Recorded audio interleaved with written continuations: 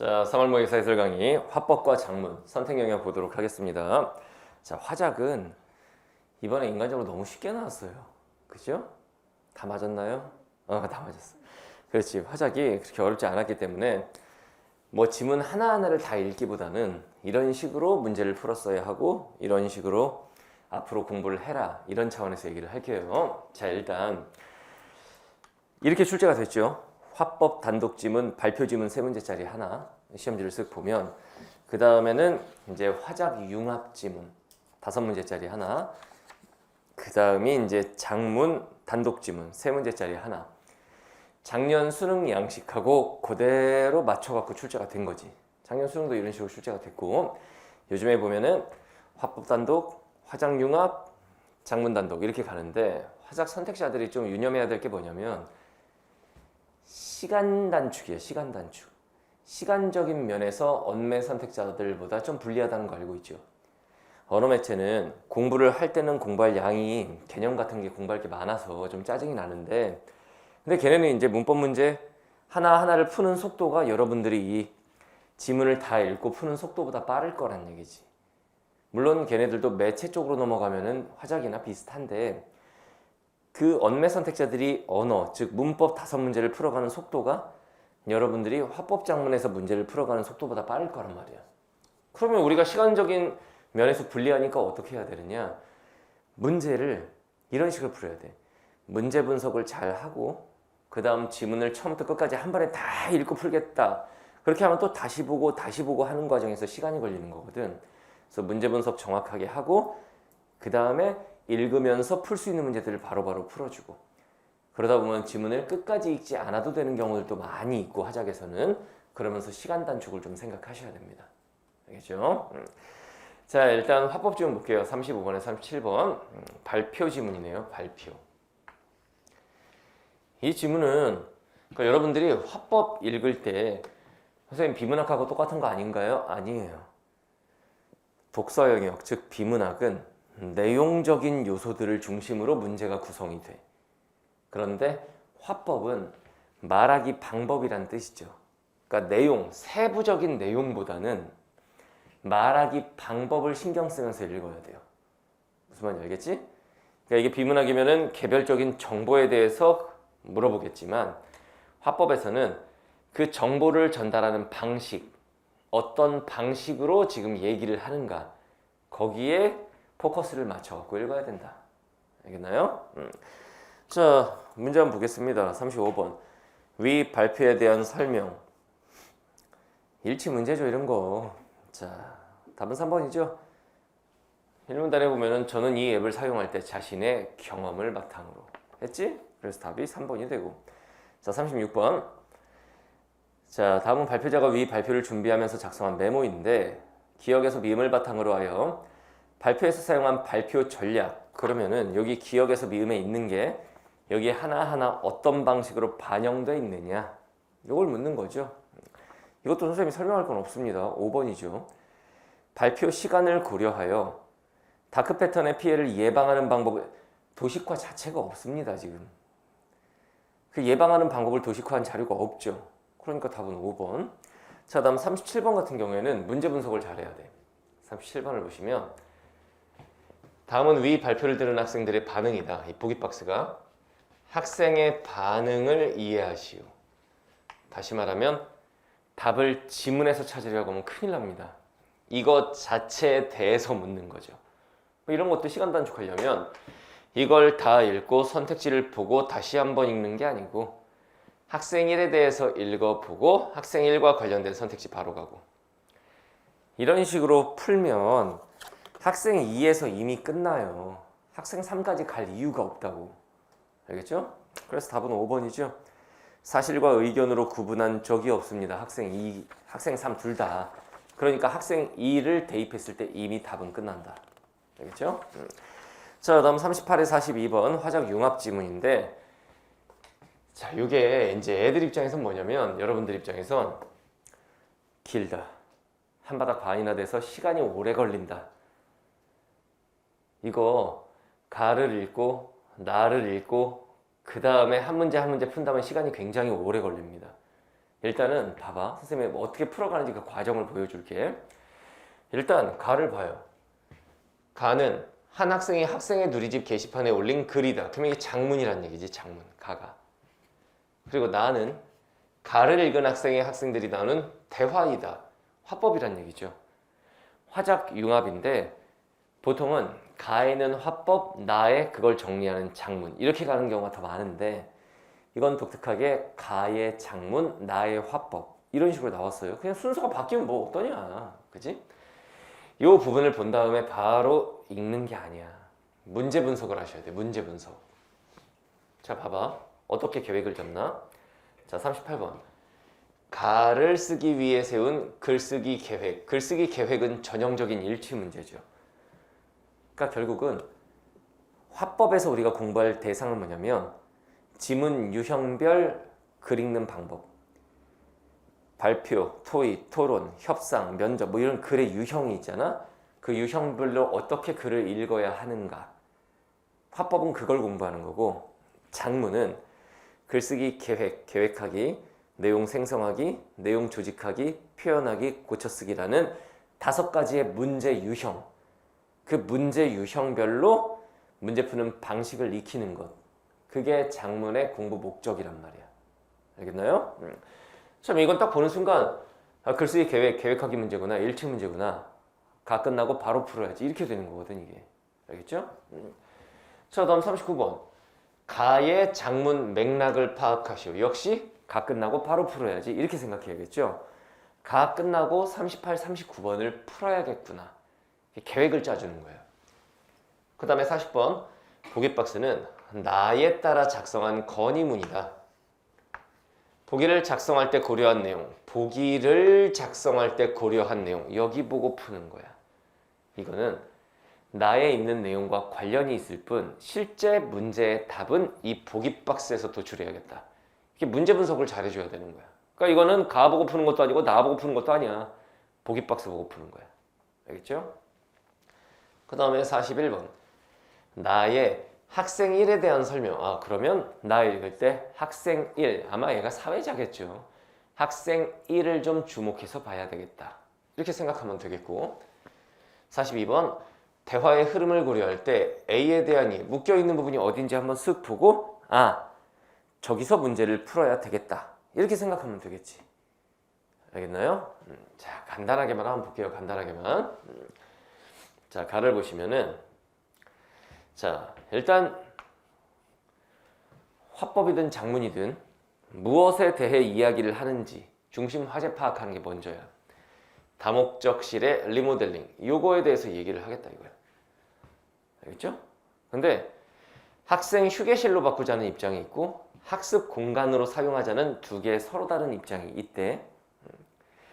근데 이 양측에서 자신의 입장만 내세우는 문제점이 있었고 논의 태도에도 문제가 있었대. 그래서 이 글을 쓰게 되었다. 글을 쓰게 된 배경에 대해서 얘기한 거죠. 자, 그 다음에 이제 논의 내용을 요약을 합니다. 얘가 뭐 이런 논의가 있었다. 그런데 양측 모두 자신의 주장과 상대방의 주장을 절충하기 위한 방안을 고민하지 않았다. 문제점을 제시하는 거죠. 문제점을 제시하고 학생에는 학생 모두를 위한 다목적실의 활용 방안에 대해서 고민을 해야 되겠다. 그러면서 자기가 대안을 제시합니다. 현실적인 방안으로는 리모델링 할 때 다목적실을 학습 공간, 휴게 공간으로 나누자. 반반 하면 되지 않느냐. 치킨같이. 알겠죠? 뭐 이런 얘기야. 그리고 이제 당부의 말을 하면서 끝냈어요. 얘가. 이렇게 가를 읽고 나서 38번을 바로 풀어주는 거야. 그럼 답이 2번이라는 걸 알게 되죠. 다목적실 활용 방안에 대한 논의의 진행 순서가 잘못됐다는 게 아니야. 왜 서로 양보를 안 하고 논의 과정에서 이랬느냐 이거지. 그럼 답은 2번이라는 걸 쉽게 파악할 수 있지. 그 다음에 39번 보는 거야. 가의 장문 맥락. 이게 지금 학생들 읽으라고 쓴 거 아니야. 그러니까 답이 5번이 되는 거야. 5문단에 4번 3문단에서 다목적실의 활용 방안을 다음 논의에서 마련하기를 바란다고 주문했으므로 끊어봐. 그런 얘기를 했죠. 여기 마련하기 바랍니다. 공동체의 현안, 현재 사안의 줄임말이죠. 해결과 관련된 구성원. 왜? 학생회가 요거를 해결할 주체거든. 걔네를 예상 독자로 설정했다. 예상 독자 학생회. 얘네가 이걸 해결해야 하는 애들이야. 그러니까 답은 4번이 된다. 이렇게 두 문제를 간단하게 끝내줬어야 돼. 알겠죠? 그 다음에 이제 나를 보는 건데, 자, 나를 읽을 때는 이 가나형 지문 읽는 요령을 알려줄게요. 가를 좀 세밀하게 읽어줘요. 가를 좀 자세하게 읽어. 알겠죠? 그리고 나는 빠르게 읽습니다. 왜냐? 가와 나는 어차피 비슷한 내용을 다루고 있어. 주제도 겹치고 나온 내용도 겹치게 돼 있어. 그러니까 가를 조금 세밀하게 읽어주면 나를 읽을 때는 이거 아까 했던 얘기 계속 나오네? 이런 식이기 때문에 좀 빠르게 읽을 수가 있다. 알겠나요? 자, 그러면 나를 봐봐. 학생 1위. 학생 1에 대해서 묻는 문제가 있었잖아. 리모델링 이후에 다목적실 활용 방안에 대해서 다시 얘기해보자. 위에 있는 글 읽어봤니? 뭐 이러면서 얘기를 하지 얘가. 뭐 공감이 됐대요. 근데 학생 2가 이제 이런저런 어떤 반성의 얘기를 합니다. 태도를 되돌아봤다. 그러면 학생 3, 얘도 반성의 얘기를 합니다. 그죠? 그럼 학생 1이 그럼 이제 양측의 입장을 절충해서 좋은 방안을 마련할 수 있도록 협의해보자. 얘가 역시 사회자였어. 사회자의 역할을 묻는 문제는 이런 토의 형태의 지문에서 꼭 나오게 돼 있죠. 그지? 그러면서 이제 필자의 의견처럼 이렇게 하는 게 어때? 필자는 위에 있는 글을 쓴 사람이겠지. 그러니까 학생 3이 그것보다는 시간을 구분하는 게 좋겠다. 뭐 이제 이런저런 얘기를 막 하는 거야. 그 다음에 A 부분을 잘 보면 학생 3은 그래 기준이 필요하겠어. 위에 기준이 필요하다고 했잖아 학생 2가. 그러니까 상대방의 입장을 인정을 하죠 일단. 그 다음에 이제 다목적실에서 공부하는 학생들이 많을 때는 점심시간인 걸 고려하자. 그 시간에는 학습 공간으로 운영하고 수업 사이에 쉬는 시간에는 휴게 공간으로 운영하는 게 어떨까? 의견을 제시했지. 그랬더니 학생 2가 공부하는 학생들을 고려하는 건 좋아. 얘 의견의 일부 인정해 주는 거야. 근데 하지만으로 가기 때문에 의견이 똑같은 건 아니구나. 이렇게 생각하면서 봐야지. 점심시간은 수업 사이에 쉬는 시간보다 길어. 그 시간에 친구들과 대화하고 싶은 학생들의 마음도 존중해 줬으면 해. 투명 칸막이로 공간을 분리하는 게 어떨까? 뭐 이런 이제 의견을 또 얘기하는 거야. 이걸 바탕으로 해서 여러분들은 일단 42번을 풀게 되는 거지. 이렇게 문제 푸는 순서가 시간 단축과 밀접한 관련이 있어요. 그럼 42번을 보시면 답은 4번이죠. 학생 2는 학생 3의 의견에 일부 동의하면서 끊어봐. 그러면서 자신의 의견을 추가로 제시했죠. 답은 4번이고 이때 이제 지문을 끝까지 읽는 게 아니라 41번을 풀어버리는 거야.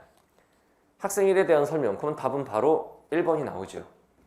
가에서 언급한 논의 내용에 근거하여 끊어. 여기까지 맞는데 항상 화작에서 문제 풀 때 선택지 끊어 읽기 하면서 크게 끊어 읽으면 두 덩어리가 되지 선택지가. 앞부분과 뒷부분의 정합성을 판단하는 거야. 그 내용과 다른 의견을 가진 학생을 비판한 적이 없죠. 그러니까 답은 1번이 돼. 그러면은 이제 41, 42를 풀었으니까 이제 뒤에는 더 읽을 필요가 없어. 더 읽을 시간을 아껴주면서 40번 보기 박스 보고 풀어주는 거야. 알겠죠? 보기 박스는 이제 교장 선생님에게 건의를 하는 건데 2번 봐봐. 다목적실의 활용 방안을 논의하는 과정에서 대두된 학생들의 갈등을 건의의 배경으로 이게 지금 건의 배경이 학생들의 갈등인가요? 갈등에 대해서 나오지도 않는데 지금. 그지? 그러니까 답은 2번이 됩니다. 다시 한번 화작 융합에서 이제 중요한 건 난이도가 그렇게 어렵진 않아. 근데 시간 단축을 잘 해줘야 된다. 그러려면 문제 푸는 순서와 전략을 문제 분석을 먼저 해야 돼. 문제 푸는 순서와 전략을 딱 짜고 가를 읽고 이거 풀고 나를 읽고 이거 풀고 이건 보기 박스 보고 풀겠다. 이런 전략을 잘 짜서 순서대로 잘 진행이 돼야 돼요. 그럼 시간을 확 단축할 수 있습니다. 알겠죠? 자, 다음 43에 45번은 이제 장문 단독인데 여기도 별로 어렵지 않았어요. 이것도 이렇게 풀어야겠지. 봐봐. 가는 편집장이 기자에게 보낸 요청이고 나는 그에 따라 기자가 작성한 초고이다. 물음에 답하시오. 그러면 일단 물음을 먼저 봐요. 43번. 나에서 기억에서 디귿을 작성할 때 고려한 내용. 기억에서 디귿이 어디 있나 쓱 봐. 가에 제시한 곳 세 가지가 어떻게 반영돼 있는가. 이런 문제예요. 일치 문제라고 생각하고 접근하면 돼. 자, 44번. 보기는 편집장의 조언에 따라 A를 고쳐 쓴 글이다. 잘 봐. A 부분을 이렇게 고쳤다. A 부분을 보기 박스로, A를 보기 박스로 고쳤을 때 반영한 편집장의 조언. 결국은 뭐냐면 이 보기 박스가 고쳐 쓴 글이야. 그럼 문제는 A를 보고 풀어야 되느냐, 보기 박스를 보고 풀어야 되느냐를 판단 잘해야지. 뭐 보고 풀어야 돼? 보기 박스 보고 풀어야 돼. 이게 답이란 얘기입니다. 이 보기 박스 요약해 보시오. 이런 얘기예요. 알겠나요? 간단한 문제고. 그 다음 45번이 이제 오답률 탑 10 안에 들어있는 것 같은데 도대체 왜? 이게 뭐 어디가 어려웠을까? 그러니까 이거 틀린 친구들은 뭐냐면 이런 자료 수집 및 활용 문제 자체를 많이 안 풀어본 거지. 좀 낯설어서 그럴 수는 있어. 다음은 나를 보완하기 위해 수집한 자료이다. 나를 보완하기 위해 수집한 자료이다. 자료 활용 문제 3점짜리로 잘 나오는 건데 여기는 3점도 아니네. 2점짜리로 출제됐죠? 그렇게 어렵지 않을 겁니다. 자, 그럼 봐봐. 지문을 일단 가에서는 중심화제를 파악해. 식품 이력 추적 관리 제도의 활성화 방안. 중심화제잖아. 중심화제는 항상 이렇게 작은 따옴표가 쳐 있습니다. 제도의 취지라고 하는 건 목적. 왜 이거를 제도를 만들게 되었는가. 그 다음 제도의 취지가 잘 살지 못하는 이유. 그 다음에 제도의 취지를 살릴 수 있는 방안. 이렇게 세 가지를 써달래요. 그래서 이게 어떻게 반영되어 있느냐를 묻는 문제가 문제 43번이었던 거고. 그지? 자, 그럼 밑에 한번 봐봐요. 간단하게 한번 볼게. 식품 이력 추적 관리 제도 중심화제를 제시했는데 이러이러한 걸 하기 위해서 만들어졌다. 이런 걸 취지라고 하는 거야. 이런 걸 취지. 뭐뭐 하기 위해니까 목적이잖아. 그러니까 여기서 이제 어휘력. 취지가 목적과 같은 말이라는 걸 알고 있는가. 그러니까 취지가 이렇게 반영이 됐어. 근데 그러나 현실에서는 이 제도가 활성화되지 못하고 있다. 그러면 이제 뭘 얘기하겠니? 왜 활성화가 못 되고 있는지를 얘기하겠지. 그 다음에 이제 활성화되기 위한 방안을 얘기할 테고. 이해됐죠? 활성화되지 못하는 이유는 이런 거래요. 첫째, 이런 거. 둘째, 이런 거. 알겠죠? 그러면 이제 활성화 하려면 어떻게 해야 되느냐? 이렇게 하면 된다라는 해결 방안을 제시를 합니다. 여기까지 읽고 나서 일단 여기까지 읽었을 때 일단 문제를 풀어줘. 43번을 풀어주는 거예요. 답은 3번이죠. 정보 이용의 측면에서 소비자가 겪고 있는 어려움을 두 가지로 첫째, 둘째로 나눠서 얘기했지. 그러니까 답은 3번이 되고 그 다음에 44번은 이제 A 부분과 관련된 거니까 A 부분만 딱 읽으면 되잖아. A 부분에서는 이거 봐봐. 업체가 노력해라. 정부와 업체가 노력해라. 이렇게 얘기를 했는데 글에서는 뭐라고 그랬냐면은 정부, 기업, 즉 정부, 업체, 소비자 측면. 소비자도 들어가야 되거든. 알겠죠? 그럼 보기 박스를 보니까 소비자도 이렇게 해야 한다. 이 얘기가 나와. 그러면 답은 1번이 되겠지. 소비자가 기울여야 할 노력. 이게 들어가는 거죠. 자, 그 다음에 이제 45번을 보시면 이것도 자료가 굉장히 길잖아.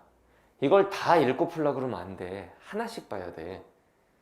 자료 1은 전문가 인터뷰인데 식품 이력 추적 관리 번호를 식품 포장지에서 찾기도 어렵고 그러니까 이 문제점을 나오는 거. 문제점. 선택지 1번을 보면은 불편함을 겪고 있다. 맞지? 그 다음 자료 1에 또 하나 뭐가 있냐면 QR코드를 사용하면 편리해진다. 이런 얘기가 나와. 선택지 2번 보면은 그 조회 방법을 간소화할 수 있는 방안을 제시했죠. 이런 식으로. 자료 하나당 그에 해당하는 선택지를 바로 확인하는 식으로. 근데 많은 친구들이 이거를 그냥 다 읽고 선택지를 보고 다시 보고 이러느라 시간을 보내더라 이거야. 알겠죠? 그 다음 두 번째 자료를 보면은 자율 등록 대상 이런 거는 등록을 잘 안 하더라 이런 얘기가 나와. 선택지 3번. 이를 활용하여 문제점의 사례를 제시할 수 있겠죠. 맞죠? 그 다음 3-1을 보면 소비자가 식품 이력 추적 관리 제도를 알게 된 경로가 뭐냐면 언론이나 교육이에요. 선택지 4번 봐봐. 3-1을 활용하여 식품 이력 추적 관리 제도의 활성화를 위해 끊어봐. 이 제도에 대한 교육 및 홍보를 강화해야 한다까지만 보면 맞아. 언론 매체를 통해서 홍보하고 교육하고 홍보하고 여기까지만 보면 괜찮아. 근데 교육 및 홍보를 강화해야 한다는 3문단의 내용, 3문단에 교육 및 홍보를 강화해야 한다는 내용이 없습니다. 그러니까 애들은 여기서 그냥 낚여버린 거야. 교육 및 홍보 여기 있는데 이거 맞네. 근데 3문단에 그런 내용이 없었다. 아, 그런 식으로도 확인을 해봐야 되는 거를 배웠으면 되는 거야. 알겠죠? 자료 하나씩 볼 때마다 대입해주면 된다. 그러면은 문제가 다 끝나버려요. 선생님이 얘기하고 싶은 게 뭐냐면 화작을 여러분들이 이렇게 생각을 해야 돼. 합법작문에서 한 20분, 25분 이렇게 보내면 큰일 납니다. 화법과 작문은 15분 컷 다맞기를 목표로 하셔야 돼요. 그래야 언어매체 선택자들하고 비슷하게 갈 수가 있어. 언어매체 친구들이 11문제를 보통 15분 정도를 잡고 풀어가거든. 그러니까 여러분들도 한 15분 안에 화작을 다 푼다. 그렇게 하려면 언어에 비해서는 읽어야 할 지문의 양이 많기 때문에 문제 푸는 순서와 전략을 잘 짜고 그때그때 해당하는 문제를 처리하면서 문제 푸는 연습. 이렇게 하면 화작은 끝까지 읽어야 되는 경우도 거의 없어요. 그래서 시간을 확 줄일 수 있습니다. 알겠나요? 화작 공부가 아직 잘 안 돼 있는 친구들은 화법작문도 난 한 번으로 안 된다고 봐. 선생님이 현장에서 어떻게 하냐면은 화작 일단 한 번 개념부터 시작해가지고 문제 유형, 지문 유형 해가지고 한 번 하고 그 다음에 중간에 화작 커리가 한 번 더 있고 그 다음에 파이널을 앞두고 최고 난도 화작 커리가 한 번 더 있어. 이 정도는 준비하고 가야 시험장에서 실수가 안 나오기 때문에 화작에서는 하나라도 틀리면 큰일 나기 때문에 알겠나요? 그러니까 화작 그냥 읽고 풀어도 어차피 풀리던데요. 이번 시험은 그렇긴 했는데 작년 수능을 한번 풀어봐. 그렇게 안 된다고. 알겠나요? 이번 시험을 가지고 쉬웠으니까 나는 화작 공부는 안 할 거야 라고 생각하면은 시험장에서 박살 날 것이다. 반드시 화작도 충분히 대비를 하고 시험장에 가야 한다. 알겠죠? 자, 화작 영역 여기까지 설명하도록 하겠습니다. 화작 영역이 좀 부족한 친구들은 선생님 화작 커리가 3가지나 준비되어 있으니까 본인이 필요한 강의를 이제 선택해서 도움을 받도록 하세요. 알겠죠? 우리는 다음 모의고사 또는 선생님 수업에서 만나도록 하겠습니다. 수고하셨습니다.